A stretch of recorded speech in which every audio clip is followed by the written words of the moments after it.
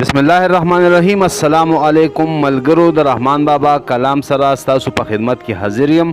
اول درته کلام اوروم او که د بعضې اشعارو په مطلب باندې پوه نشئ نو د کلام په آخره کې د ټول کلام معنی او وضاحت درته پیش کوم. راځئ چې اول کلام وورو.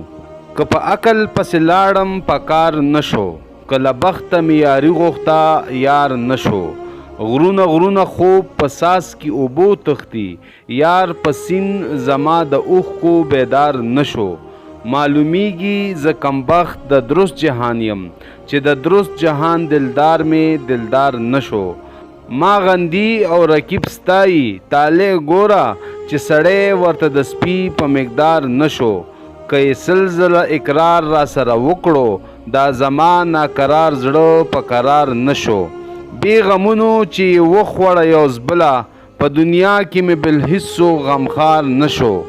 که مې سل نصیحتونه ورته وکړل، هغه خدای بې لارې کړی په لار نشو.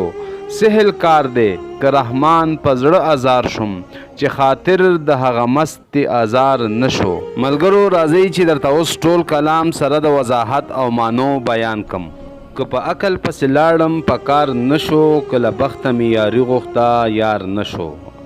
عبدالرحمن بابا فرمایي چې دا نه بدقسمته یم چې نه مې نصیب ملګرتیا کوي او نه مې عقل ملګرتیا کوي.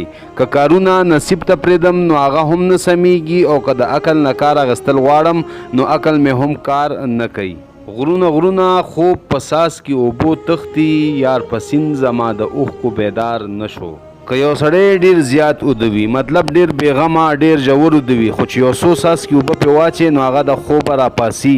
ولې زه د یار مخې ته په لپو لپو اوښکې تویومه او په هغه باندې هیڅ اثر نه کوي. معلومیږي زه کمبخت د درست جهان یم، چې د درست جهان دلدار مې دلدار نشو. عبدالرحمن بابا فرمایي چې داسې ښکاري زه د دنیا د ټولو نه بدقسمته سړی یم، ځکه چې زما محبوب ټولې دنیا سره ملګرتیا کوي، خو ولې صرف ما سره ملګرتیا نه کوي. ما غندی او رکیب ستایی تاله ګوره، چې سړی ورته د سپي په مقدار نشو.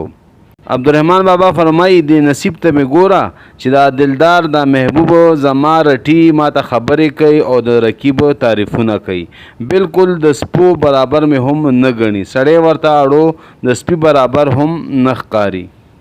که یې سلزله اقرار را سره وکړو، دا زما ناقرار زړه په قرار نشو. او عبدالرحمن بابا فرمایي وي که سلزله را سره دلدار اقرار وکړو، محبوب را سره اقرار وکړو چې در سره ملاویږم، ملګرتیا به در سره کوم، ولې زما زړه دا خبره نه مني، زړه مې په قلار نه دی، یقین نه راځي.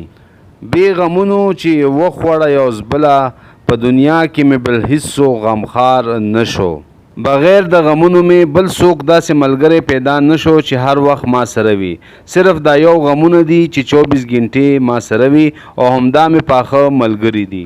که مې سل نصیحتونه ورته وکړل، هغه خدای بې لارې کړی په لار نشو. سل نصیحتونه منت زاری مې ورته وکړي، خو ولې چې خدای پاک بې لارې کړی دی نو په لاره نه راځي، ما سره ملګرتیا نه کوي. سهل کار دی که رحمان په زړه ازار شم، چې خاطر د هغه مست ازار نشو. عبدالرحمن بابا فرمایي چې زما ازارول ډیر آسان کار دی. ما د خلق خیر د ازار کې زه په دې خفه نیم، خو زما محبوب د څوک نه ازاروي.